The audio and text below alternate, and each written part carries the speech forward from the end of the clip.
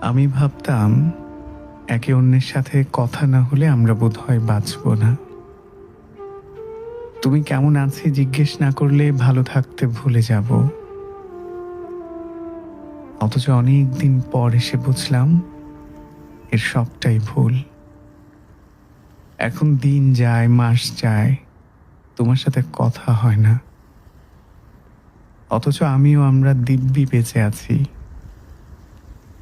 কালে ভদ্রেও কেউ কাউকে জিজ্ঞেস করি না তুমি কিংবা আমি কেমন আছি। আমি ভাবতাম